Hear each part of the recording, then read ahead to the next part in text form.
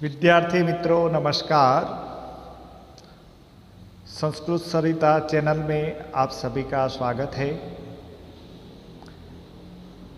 आज हम हिंदी में गद्य समीक्षा अर्थ ग्रहण कैसे लिखा जाता है इसके बारे में आवश्यक चर्चा करेंगे। आप सभी इस वीडियो को पूरा देखें और ध्यान से समझें और चैनल को लाइक, शेयर और सब्सक्राइब नहीं किया हो तो अभी लाइक, शेयर और सब्सक्राइब कर दीजिए। विद्यार्थी मित्रों, गद्य समीक्षा करते समय हमें निम्नलिखित बातें ध्यान में रखनी चाहिए। उसमें पहला है, गद्य समीक्षा के प्रश्न में सर्वप्रथम हमें परिच्छेद के अभिप्राय या मुख्य विचार को अच्छी तरह समझ लेना चाहिए। फिर अपने शब्दों में, अपनी भाषा में उन प्रश्नों के उत्तर लिखने चाहिए। प्रायः विद्यार्थी मूल परिच्छेद की 2-4 पंक्तियां ज्यों की त्यों उत्तर के रूप में लिख देते हैं। उसे उत्तीर्णांक नहीं मिलते, इसलिए हमें ऐसा कभी नहीं करना चाहिए। दूसरा है, प्रश्नों के उत्तर देने से पहले पूरे परिच्छेद को 1-2 बार ध्यानपूर्वक पढ़ लेना चाहिए। अगर किसी शब्द का अर्थ मालूम न हो तो संदर्भ देखकर उसे समझने की कोशिश करनी चाहिए। तीसरा है, प्रश्नों को ध्यान में रखकर परिच्छेद को पढ़ना चाहिए और उनके उत्तर खोजने की हमें कोशिश करनी चाहिए। यह कोई जरूरी नहीं है कि प्रथम प्रश्न का उत्तर परिच्छेद के प्रारंभ में ही लिखें और अंतिम प्रश्न का उत्तर अंत में ही लिखें। ऐसा कोई जरूरी नहीं है। मतलब यह है कि प्रश्नों के उत्तर पूरे परिच्छेद में कहीं भी हो सकते हैं, इसलिए प्रत्येक प्रश्न के उत्तर की कच्ची रूपरेखा लिखते जाइए और उसके आधार पर उत्तर लिखना चाहिए। चौथा है, परिच्छेद में आए हुए अलंकार, मुहावरों, कहावतों आदि का भाव उत्तर में सरल, सीधी और स्पष्ट भाषा में लिखना चाहिए। किसी उत्तर को स्पष्ट करने के लिए अपनी ओर से दृष्टांत या उदाहरण आदि नहीं देना चाहिए। उत्तर में कहीं भी अपनी ओर से कुछ नहीं करना चाहिए। अपनी ओर से हमें कुछ नहीं कहना चाहिए। पांचवा है, प्रश्न में जितना अपेक्षित हो उतना ही उत्तर हमें लिखना चाहिए। अधिक लिख देने से उत्तर की लंबाई बढ़ जाती है। साथ ही दूसरे उत्तरों में उस उत्तर की पुनरुक्ति भी हो सकती है, इसलिए अपेक्षित उत्तर ही लिखना चाहिए।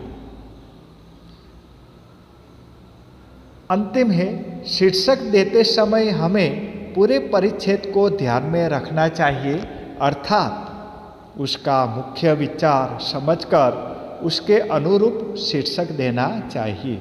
शीर्षक छोटा लेकिन आकर्षक होना चाहिए। उत्तर में हमें वर्तनी, विराम चिन्हों आदि की ओर उचित ध्यान देना चाहिए। तो हमें गद्य समीक्षा करते समय यह बातें ध्यान में रखनी चाहिए। अब हम गद्य समीक्षा के एक नमूना देखते हैं।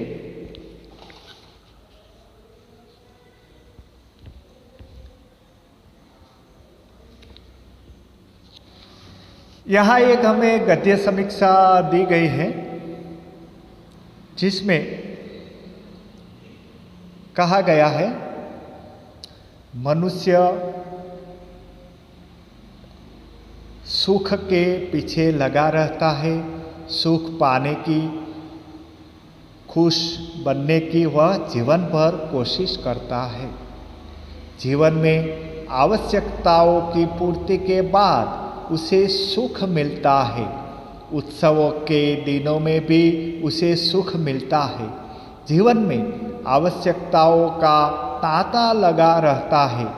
एक ही पूर्ति के बाद दूसरी सामने आती है।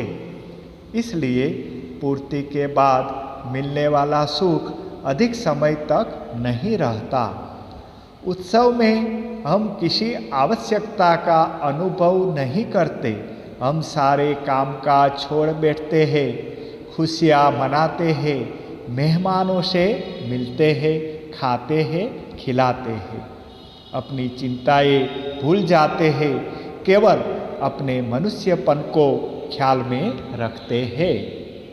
स्वार्थ को मन में नहीं लाते। 2 दिनों के लिए एक अलग दुनिया बसाते हैं और उसी में खो जाते हैं। बिना कारण घूमते हैं, व्यर्थ में खर्च करते हैं, फिर भी हम खुश रहते हैं। ये दिन हमें सांसारिक बंधन और चिंताओं से दूर खुशी की दुनिया में ले जाते हैं। उत्सव का सुख टॉनिक जैसा है। उसके नीचे प्रश्न दिए गए हैं। पहला प्रश्न है, मनुष्य जीवन भर किस बात को पाने का प्रयत्न करता है? मनुष्य जीवन भर किस बात को पाने का प्रयत्न करता है? दूसरा प्रश्न है, आवश्यक चीज़ें मिलने के बाद उनके मिलने का सुख अधिक समय तक क्यों नहीं रहता? और तीसरा प्रश्न है, इस परिच्छेद के लिए एक उचित शीर्षक दीजिए। अब हम उत्तर देखते हैं। पहला प्रश्न है, मनुष्य जीवन भर किस बात को पाने का प्रयत्न करता है? तो उसका उत्तर इस प्रकार है, मनुष्य जीवन भर सुख और खुशियाँ पाने की कोशिश में लगा रहता है। उन्हें पाने के लिए वह अपनी आवश्यकताओं को पूरा करने का प्रयत्न करता रहता है। दूसरा प्रश्न है, आवश्यक चीज़ें मिलने के बाद उनके मिलने का सुख अधिक समय तक क्यों नहीं रहता? तो उसका उत्तर है, जीवन में आवश्यकताओं का अंत नहीं है, इसलिए आवश्यक चीज़ें मिलने के बाद भी उनके मिलने का सुख अधिक समय तक नहीं रहता।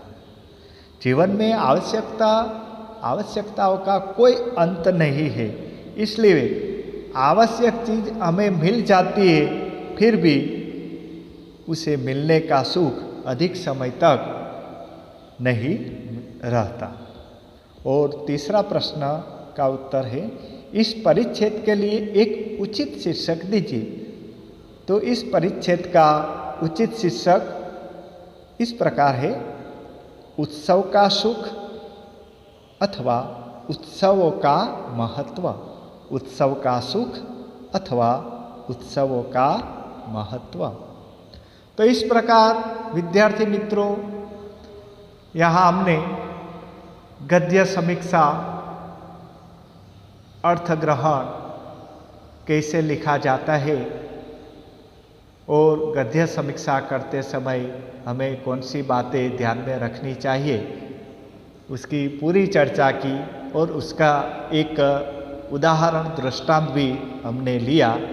आशा है विद्यार्थी मित्रों, आप सभी को अब गद्य समीक्षा कैसे लिखी जाती है उसके बारे में पूरी समझूती मिल गई होगी। संस्कृत सरिता चैनल को जो अभी भी आपने लाइक, शेयर और सब्सक्राइब नहीं किया हो तो अवश्य सब्सक्राइब करें। अस्तु।